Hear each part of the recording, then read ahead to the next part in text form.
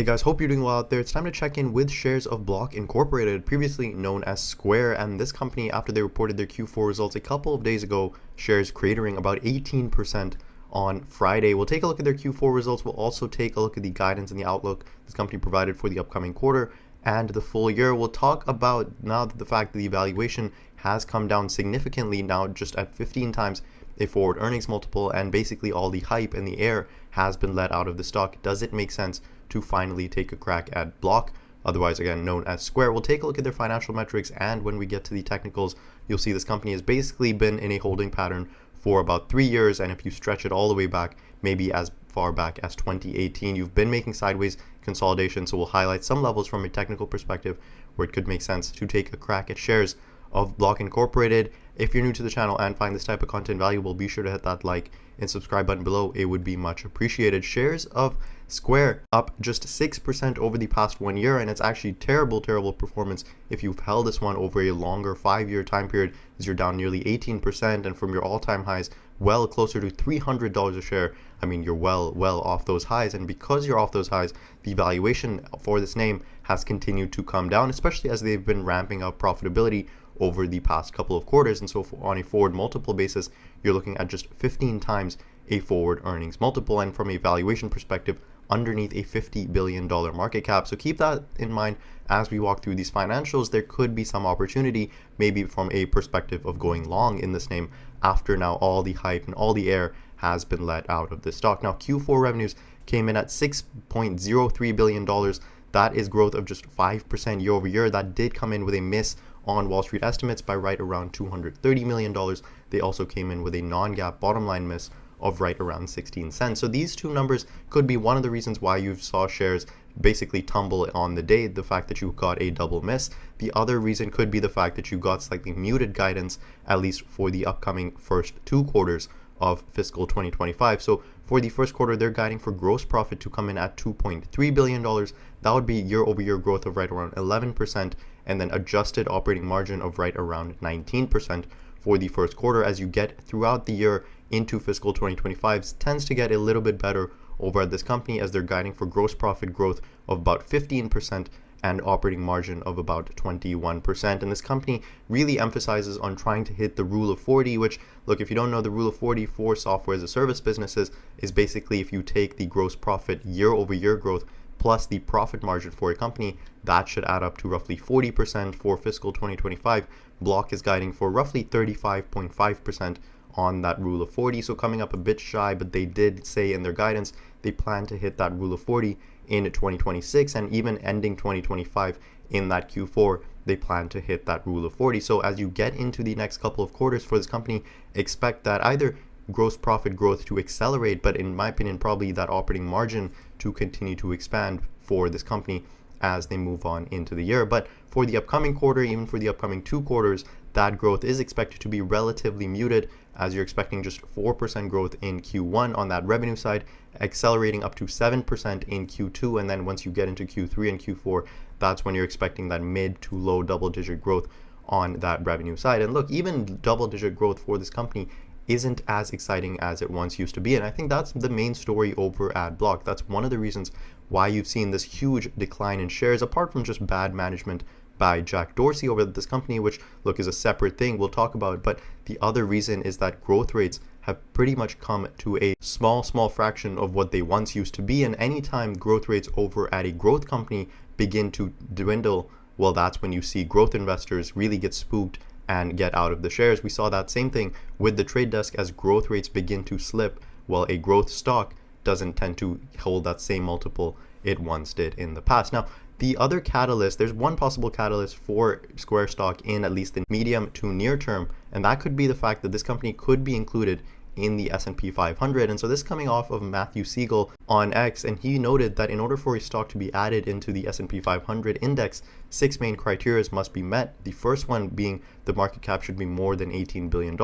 Second one being the public float should be right around more than at least 10% of the shares should be publicly traded. The most recent earnings from the company should be positive, and the sum of the previous 4 quarters on a GAAP basis should also be positive. There should be enough liquidity with the stock, and the stock should have IPO'd at least more than 12 months ago. And certainly Block did achieve the mostly recent of those criteria, which being the earnings in their Q1 of last year. And so there is maybe perhaps a catalyst in the medium to near term, maybe over the next 12 months, 18 months, tough to say exactly when, but could be a catalyst that the S&P 500 could include Square or Block in it. And look, there's enough flows in from passive funds into the S&P 500 that could be enough to move shares, at least in the medium to near term, a bit higher, and that could be a catalyst, something to just note and watch out for. Now, from a financial perspective, in the most recent quarter, we got gross profit growth of roughly 14% up to $2.3 billion. One thing to note, which maybe I should have pointed out at the top, is we like to take a look at this company from a gross profit perspective rather than a revenue perspective, because look, you have nearly, I believe, $6 billion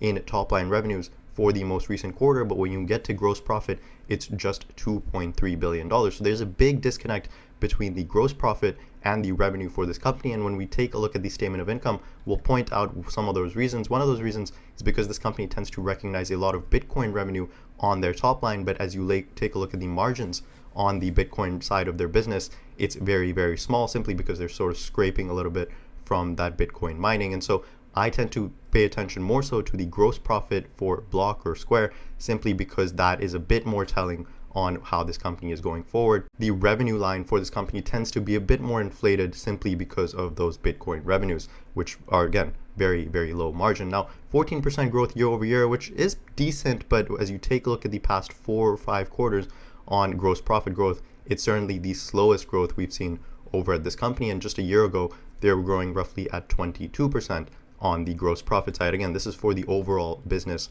for Block. Now, they do have a couple of different assets that I tend to really like. The first one, of course, is the Square business, which is their point of sale terminal and the sort of subscription software they tend to sell to merchants and consumers. Gross profit in that segment came at roughly $900 million for the most recent quarter, up 12% year over year. But keep in mind, again, slowing down from over the past 5 quarters. That's the slowest growth we've seen on that side of the business. On the international side, you're growing a bit faster, up 22% on that international gross profit side, but keep in mind it's a much smaller part of their overall Square gross profit, right around $100 million on that basis. You did get some bright spots, or some bright, I'd say, metrics from the Square side. The gross payment volume, which basically takes a look at their total addressable market on the Square point of sale side, that came in at 10% growth year over year, in line with, in fact, last year's Q4 and the highest from the past 4 quarters. And then you also saw pretty strong growth on the US gross payment volume, up right around 7%, and then international gross payment volume growth came in at right around 25%. So you got pretty strong growth on the gross payment volume. Now, they might be losing a bit of maybe pricing power or operating leverage, and that's why you're not seeing the same gross profit growth on a year over year basis. As again, last year you were growing at 18%, now that's slowed down to 12%. And one great example I like to point out with Square is it's now growing similar to how a PayPal grows. And look, if you take a look at PayPal's price to earnings multiple, price to sales multiple, really any type of valuation metric, it comes in pretty in line with Square or Block's current multiple. And so when you take a look at the fact that your earnings multiple has come down a lot, it's again simply because the company isn't growing the same way it once used to. It's not really a growth story anymore, more so a value story that continues to grow modestly at best in the low double-digit range. And certainly if that growth rate again continues to slip into the single digits, well, then the stock will continue to head lower. In my opinion, they should at least be able to maintain low to mid double-digit growth for this business into the next couple of years. Now, one of the best assets I think this company has, at least one of the favorite assets from my perspective, is Cash App. This is basically their competitor to Venmo. In fact, it's much more popular than Venmo and more highly adopted than Venmo. But that business came in at 16% gross profit growth year over year, up to $1.4 billion. Last year, you were just underneath $1.2 billion. So gross profit on the Cash App side is growing faster than on the Square side. It's also a larger business from a dollar perspective, but keep in mind the Cash App growth is also continuing to slow. Last year you were growing at roughly 25%. Now you've slowed down to roughly 16% on that side. You're also seeing not too many monthly transacting actives, or otherwise known as users, joining the platform. They've been roughly at 57 million users on the platform for the past 4 to 5 quarters. So you're not seeing huge growth from a user perspective. They're just simply trying to monetize those existing customers or existing users on that platform. Very similar to what we hear from Venmo, owned by PayPal. They're trying to sort of grow those monthly actives on a very modest basis, but at least trying to increase engagement on existing users. But I think Cash App is probably one of the brighter spots over this company. And look, you have pretty good competition, I should rather say, over at Cash App, because you have, of course, Venmo. You also have other peer payment networks like Zelle, I believe, in the US. And then when it comes to their core Square business, you of course have lots of competition in that side from not just companies like Shopify, but also companies like Toast, which are smaller, more restaurant catered payment point of sale providers. And so you have a lot of competition for this business. That's another reason why the earnings multiple or the valuation multiple is relatively low, is because this company doesn't have a huge moat. They're certainly good at what they do, but their business does have some pretty big competitors and not super defensible. And so that's why they should continue to see those growth rates hold steady if this business wants to succeed. Now, we have a 12 months ended financial statement from this company. They weren't able to provide a quarterly basis, I believe, because this is their year ending. So from what I could find, it was just a full year 12-month basis, but we'll take a look at that. Revenues came in at $24.1 billion for the full year. Year over year, that is up decently. Last year, you were closer to $22 billion on that total revenue side. Your transaction-based revenues went from 6.3 up to, call it, 6.6 billion. Your subscription and services revenue went from 6 up to, call it, 7.1 billion. So pretty strong growth there on the subscription side. Your hardware revenue continued to decline. 2 years ago, you were at 160 million. Now you're at roughly 140 million. So this is sort of their loss leader. This is sort of their hardware point of sale terminals, which they tend to give out for free to their businesses. And then, like we said at the top, the revenues from a Bitcoin perspective came in at $10.2 billion. Last year, you were at right around $9.5 billion. So anytime you're in a strong crypto environment, which we've relatively been in for Bitcoin over the past 1 year, well, then you'll see your Bitcoin revenues do pretty good. We saw a huge jump from 2022 into 2023 as you saw a recovery in the Bitcoin value. And now, one thing to note is you do have cost of revenues, which will start off with the Bitcoin side. Look, to generate $10.2 billion of Bitcoin revenue, you had to spend nearly $9.9 billion. So very, very low margin on the Bitcoin side. They're pretty much just scraping a little bit off the Bitcoin mining side. And so that's one of the reasons why I don't tend to really like the net revenue figure, or really from a price to sales perspective, I wouldn't pay too much attention to that when it comes to Block. What really matters is the gross profit over at this company, because you have some pretty big cost of revenues, as even on the transaction side, $3.9 billion to generate right around 6.6 billion. You have very high margin subscription and services revenues that cost roughly $1.1 billion to generate close to $7.1 billion on top line revenue. Like we said, hardware pretty much giving out for free. In fact, they're losing money on that side of the business, but something they can continue to do because the subscription and services business is ultra high margin. And so total gross profit came in at $8.9 billion. That is pretty strong growth year over year. Last year, for the full year, you generated right around $7.5 billion worth of gross profit. And 2 years ago, you were underneath $6 billion on the gross profit side. Now, unfortunately, that doesn't paint the full story over this company, because it is a Jack Dorsey-led company, which means they have a lot of expenses. That's really one of the big knocks on Jack Dorsey from Wall Street, is he tends to not control costs, and he tends to run his businesses on a break-even perspective. Well, this year it did get a little better, as you saw some cost controlling, some more tightening of the belt over at Block, as you have product R&D went from roughly 2.7 up to $2.9 billion on the operating expenses side. Sales and marketing is a very bright spot, as you went from $2 billion down to basically, call it, flat at $2 billion. That's the trend you've seen over the past 2 years, as the sales and marketing expenses haven't actually gone up. In fact, they've gone down for the past 2 years. G&A also holding steady from 2.2, call it, down to $2.15 billion. You are seeing growth on the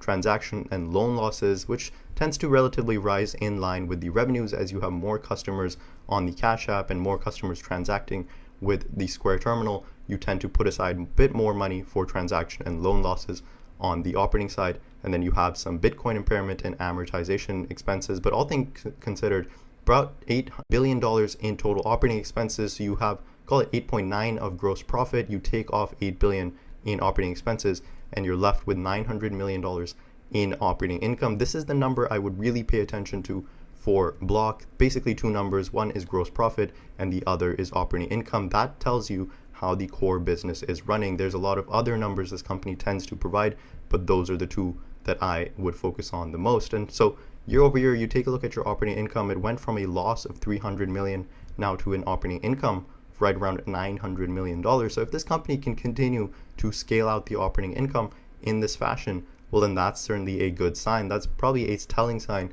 that this company has turned the corner towards profitability. Maybe Jack Dorsey has learned the fact that the market and Wall Street really won't give you any respect for running a break-even company for years and years, and so you have to turn that business into profitability. And if you come down from the income statement line, you see a Bitcoin investment gain right around $420 million.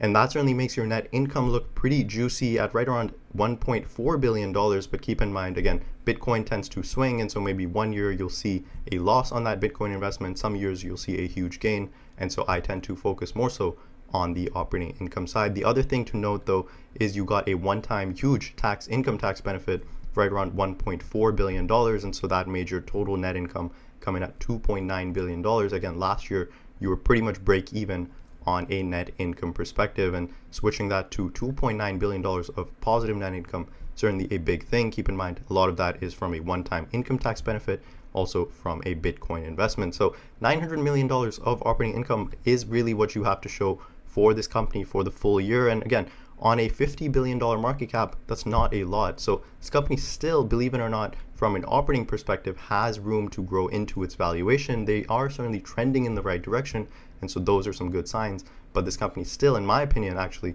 has a ways to go to grow into its existing current valuation at $50 billion. Now, from a balance sheet, things look absolutely phenomenal, which they tend to do for these sort of companies. Cash and cash equivalents sitting at roughly $8 billion.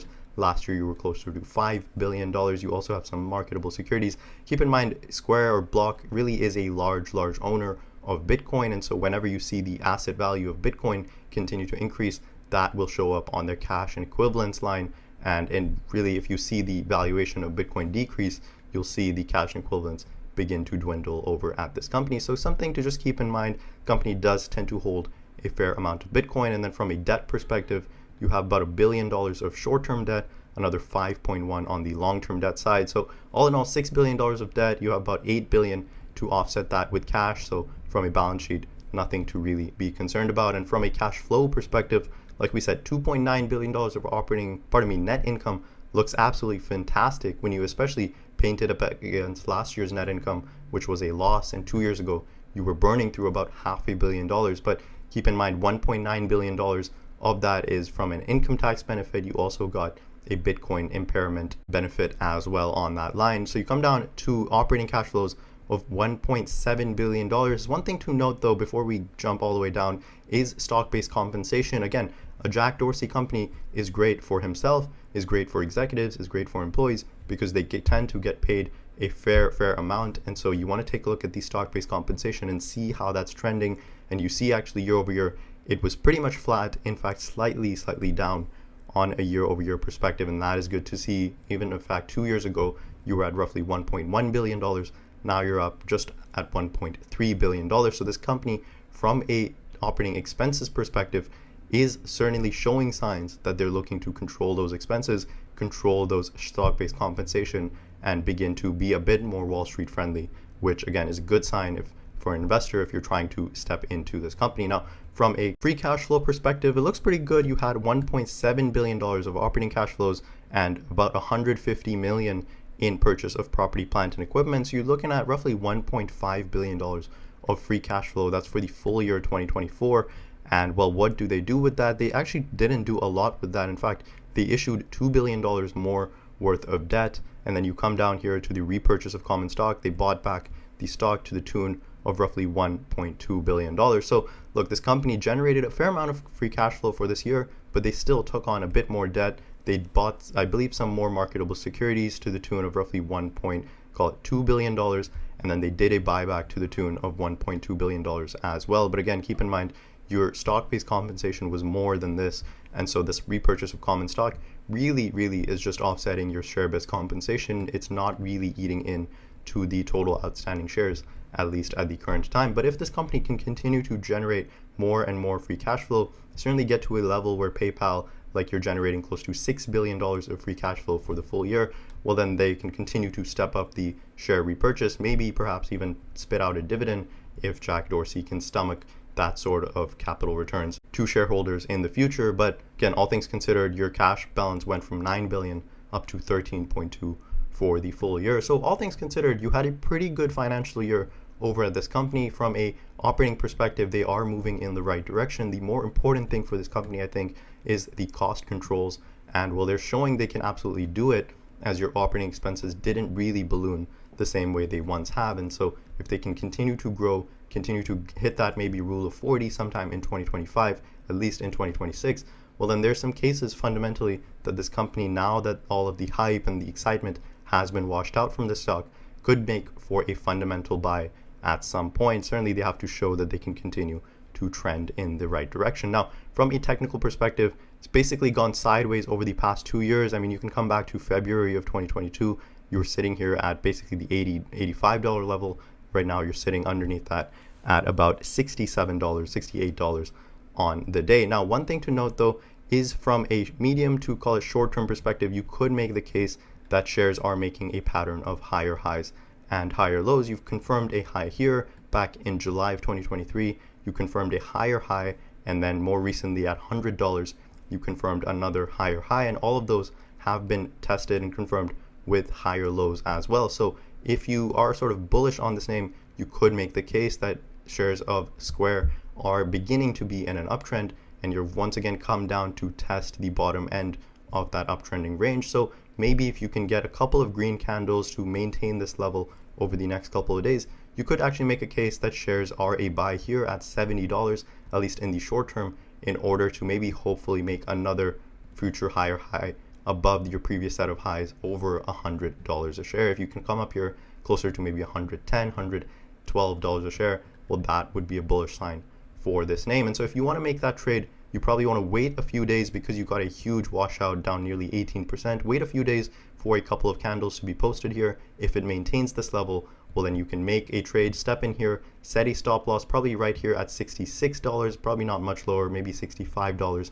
And well, if shares break that, your stop loss should get hit, because if shares break this uptrend, well, you're probably coming down back here down to $56 a share, down sub $60, and that's probably another 10 to 20% downside in shares of Square. Once you come down here, you could again make the case that you've seen level support here, and so underneath $60 is actually where I would tend to get excited with this name. The valuation would also come down further, and look, this company is showing, at least promising, that they have a future where they could hit the rule of 40. And well, if that comes true and this company continues to generate more free cash flow and becomes a bit more shareholder friendly, which something Jack Dorsey tends to not do, well, then this company could be a buy fundamentally. From now, I would actually more so be interested in this name from a technical perspective rather than a fundamental one. That was my take on shares of Block Incorporated. Let me know your thoughts on this one in the comment section below. It's been a tough 5 years over this company, but I think because now all of the gigantic valuations have come down